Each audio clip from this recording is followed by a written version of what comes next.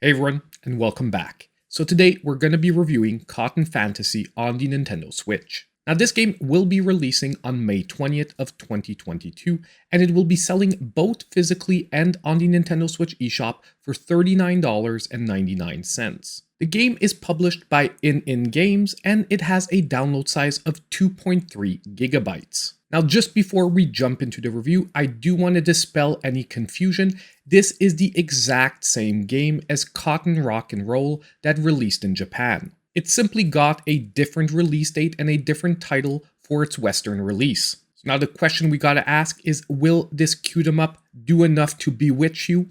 Well, we'll find out in today's review. Now don't forget, if you are appreciating the content, the best way to help support the channel is just to hit that like button.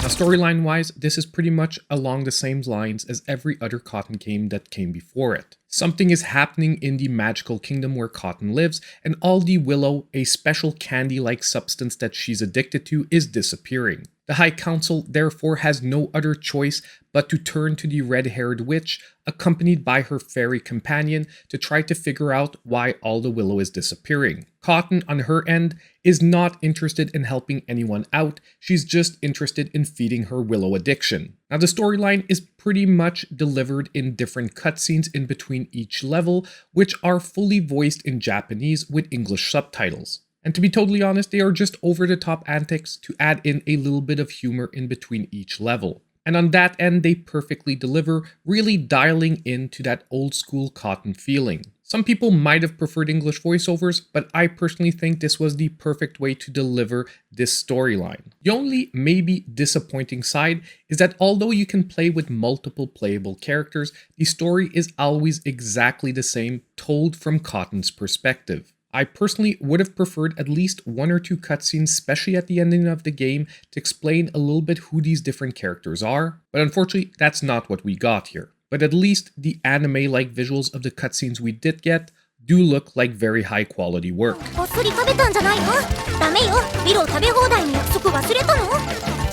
Now, if we move along into the gameplay. On your first playthrough of Cotton, you'll be presented with 3 different difficulty levels, normal, hard, and extra, as well as 6 playable characters.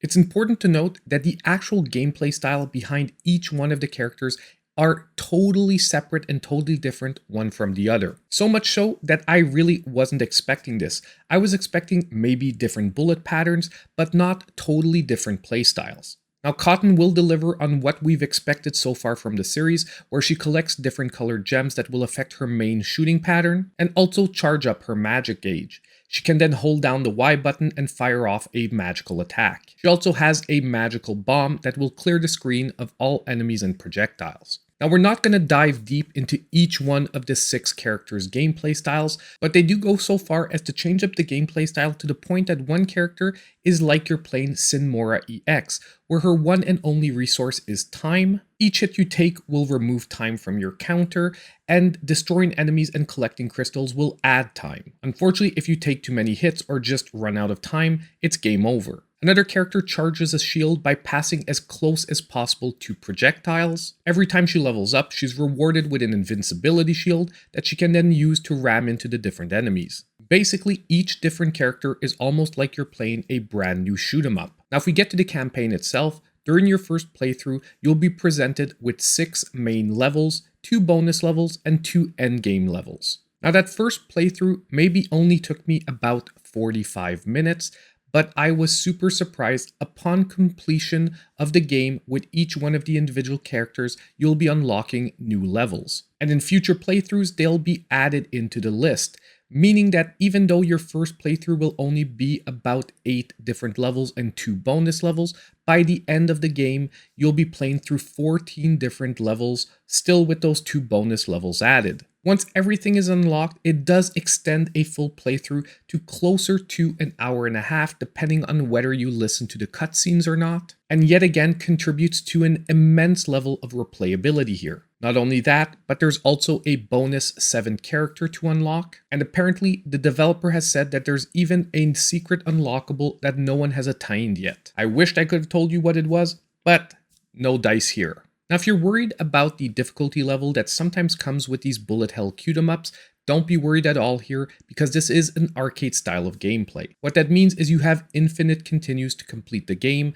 The only negative is when you take a continue, your high score resets. So what's great here is this is a cute-em-up that is perfectly approachable for veterans of the genre and even newcomers alike. Now, there are two last items I want to touch on the gameplay side. Number one are those additional difficulty levels. So for veterans of the genre out there, once you've gotten through the normal mode without taking a continue, you have the hard and extra mode that really kicks it up an extra notch. And let me tell you, the extra mode was definitely beating me down. And lastly, as I hinted to earlier, what I think will have a lot of people coming back on a regular basis to this game are the online leaderboards. And as I said so earlier, for any hope of hitting the top of those boards, you'll have to manage to do a full playthrough of all 18 levels without taking a single continue. And to reach that level, there's also the training mode that lets you practice each stage individually before launching yourself into an arcade playthrough. Overall, I was amazed by the level of replayability here. At the beginning, I thought this would be a short 45-minute cute-em-up, but no, each and every character's new playstyle, all the extra unlockable levels, really makes this a full experience.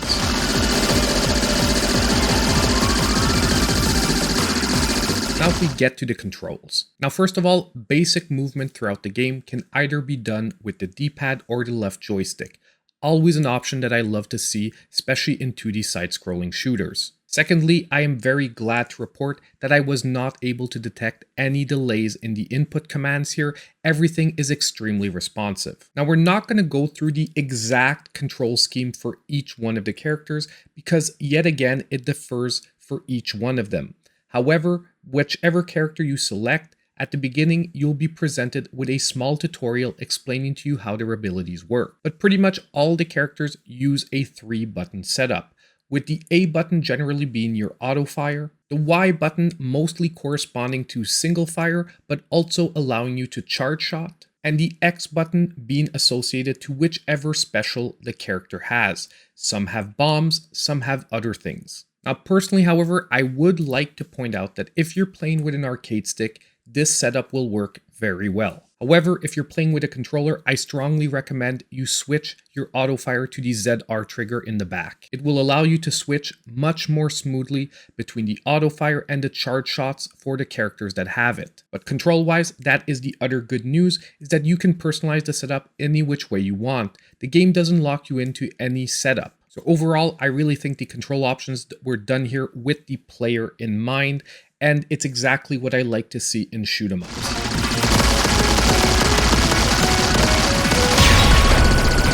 Now, if we move on to the graphics and sound. Now, graphically, for an arcade-style cute-em-up, we are being delivered exactly what we were expecting. Nice, vibrant colors, nice, chunky graphics, both on the main characters and the enemies, and big colorful projectiles that are easy to distinguish from the background. And as I pointed to earlier, the production value both on the in-game visuals as well as the cutscenes can just not be denied. Basically, if you're already a fan of cute-em-ups or the Cotton series in general, I definitely think you will not be disappointed with the visual beauty that this game delivers. However, if the over-the-top anime style and big flashing lights are not your thing, well, you're better off staying away from this game. But I personally loved what I was seeing, and this game to me is very visually appealing. Also, frame rate wise, I saw no dips through any of my playthroughs.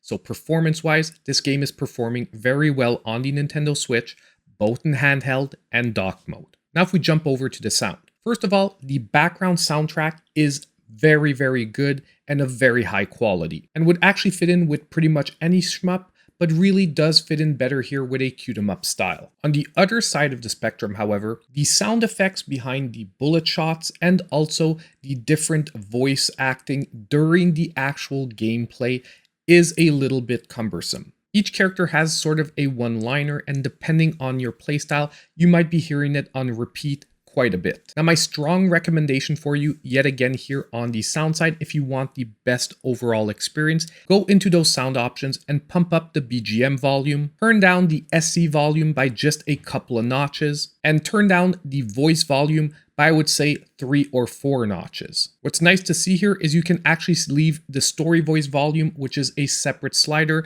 at its normal level so that at least the cutscenes play at a decent level. But with these small little adjustments, this game became an auditory bliss, really putting the focus on the soundtrack while still maintaining those sound effects as effects. But overall, I'm going to be giving the sound here a very high rating because with those personalization options, it is a very, very good delivery.